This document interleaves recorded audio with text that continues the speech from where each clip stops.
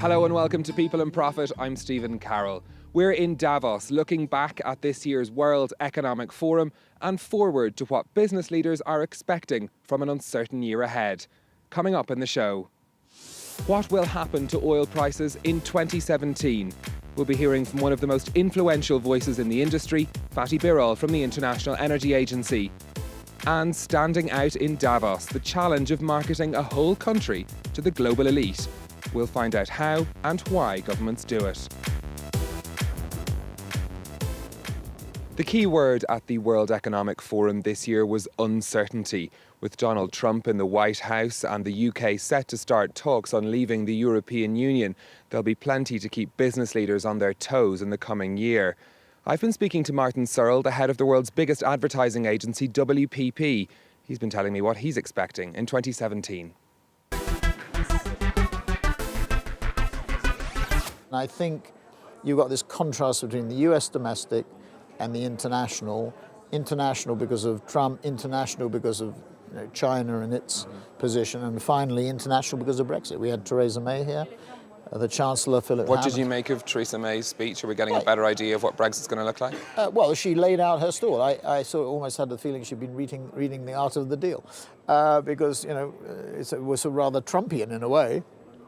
These are my 12 principles. There was some flexibility in there. I don't know whether anybody noticed it or not, but she did talk at the beginning of the speech about negotiation or compromise. She did have a Brexit check with the Houses of Parliament. I'm not quite sure when and where is it going to be, but there will be one. And she did talk about a transition period, which was in. I somewhat question the ability of the British government and British civil servants, no matter how talented they are, to get this done in 2 years. And it strikes me that's going to be the problem. And do you have confidence in Theresa May? Yeah, I mean, I think she reduced the level of uncertainty by coming out with a speech. She was criticised quite heavily for not being specific in her plans. She said, I don't want to reveal my plans. Now, she succumbed to that pressure in a way, and I think it cleared the air, and that was good news. Because at least, this is what I think businesses will be doing. There'll be scenario planning on WTO. If that's the low point, right? Yeah, and that could be catastrophic for a lot of businesses. Well, there are some people here who say a hard break is what they want. Yeah.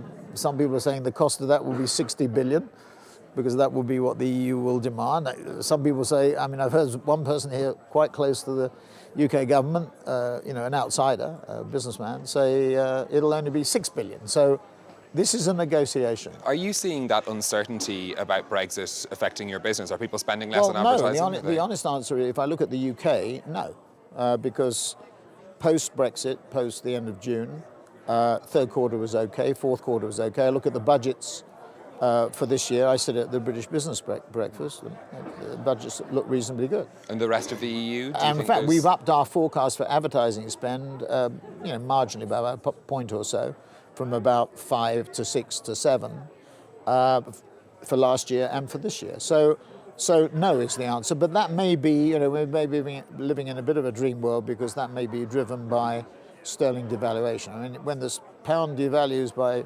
15%, things have got to change, and you get a benefit. The challenge for us is to be as expansive from an export point of view as the Germans. The Germans are brilliant. Germany is the strongest economy in Europe.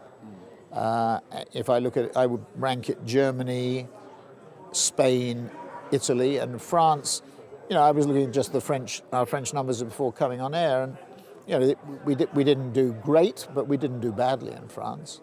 And is that your picture of the French economy? Is that things are sort of stable, but there's bumping along the bottom? And the noises I hear from French people that we talk, CEOs, CMOs, is a little bit more positive than it was for you, and it depends on the election.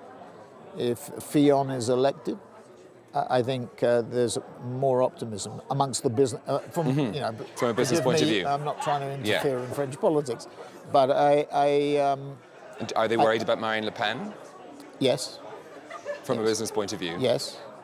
And from what I'm told, but doing these sorts of questions and polls, in the American discussions before the vote, when you looked into the eyes of any CEO and said, do you really mean to tell me that Hillary would be better from a regulatory point of view than Donald? You sort of, I mean, obviously there was complete antipathy, and rightly so, with some of the extreme statements that were made in relation to women, to Muslims, to minorities, to Mexicans, whatever. So it was very difficult, I think, for any CEO to come out and say, I'm prepared to. But when you focus on the narrow economic regulatory issues, Yeah. because Hillary in her campaign did make it quite clear that she was going to regulate quite significantly, and I think some industries, pharmaceutical industry being an example. So, in a way, Trump was a relief, in a funny way. But we have to see how it plays out because it's very volatile. Okay, Martin Sorrell, Chief Executive of WPP, thank you very much.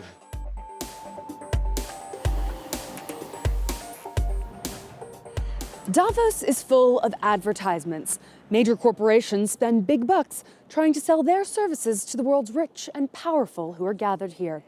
But it's not just companies that are looking to cash in. This tiny Swiss town is hosting Mexican, South African, and for the second year in a row, a Russian house.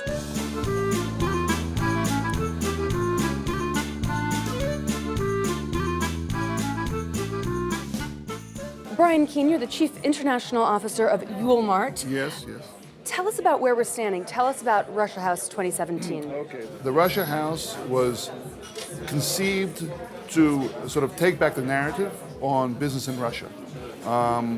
Geopolitically, the message about Russia has been incorrect, and it makes it more difficult for us as a company planning an IPO.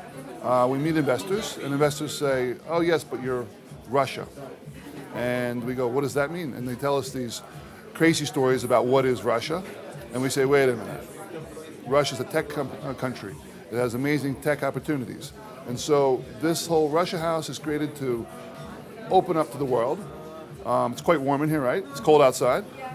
Coffee, wonderful food, parties, great discussions about the prospects and the future of Russian business and the current situation of Russian business. And do you host meetings here? You're hosting seminars, or is it just people walking past and thinking, "Oh, I'd maybe like a cup of tea"? Well, we actually organized this time 5 sessions. Each session has its own little focus. One might be government and business. One might be the digital revolution. So it's a little bit of a mix of image and investment. Yes. The ultimate goal is obviously to get investment. For the past couple of years, the economy has been vastly underinvested because of the whole situation geopolitically. And we, as business, we can't wait for certain leaders to say, "Oh, let's sit down and have a cup of tea or a cup of coffee or a shot of vodka and work things out." In the meantime, business is business and it needs to be developed. And so the discussions facilitate investment. Combating negative stereotypes is one goal, and attracting investment is another. Just down the road, the Indian state of Andhra Pradesh has its own lounge to raise its profile, as well as funding for a new capital city. Organizers say some 3/4 of the meetings that take place here lead to concrete deals for the region. And like many others, they're already planning their Davos House of 2018.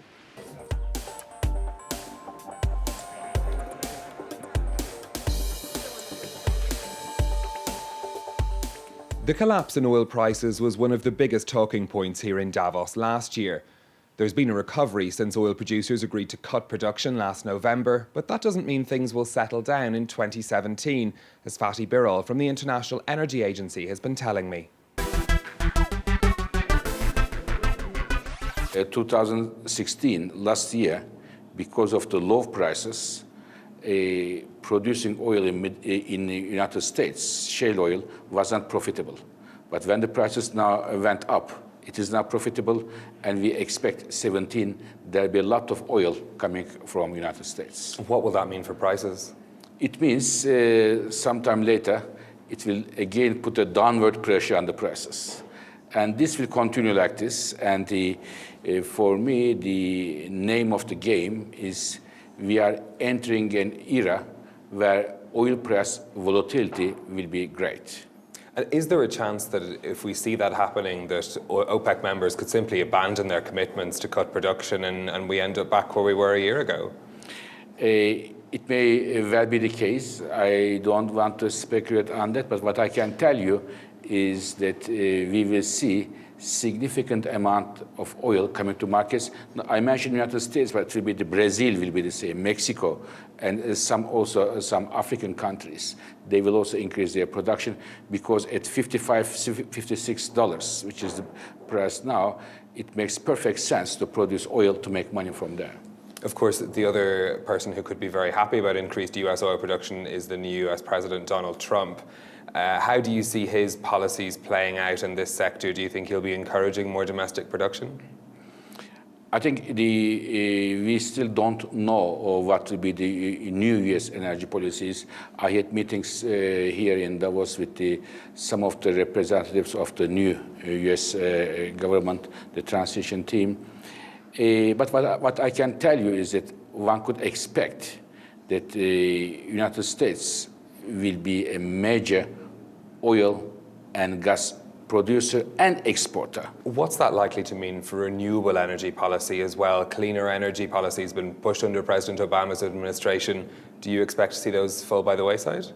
I mean, when we look at the renewable energies, wind and solar, they have their own dynamics, which are not reversible. Last year, the big part of the new power plants built in the world was renewable energies. With a big difference to coal, gas, nuclear, renewable energies was number one. So therefore, I believe the trends in renewable energy, their momentum will be difficult to stop. Okay, Fatih Birol from the International Energy Agency, thank you very much for speaking to us. Thank you.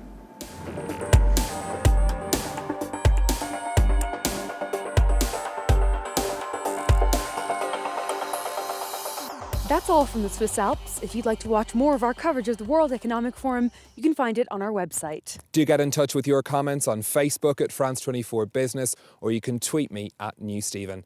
Until next time, goodbye from Davos.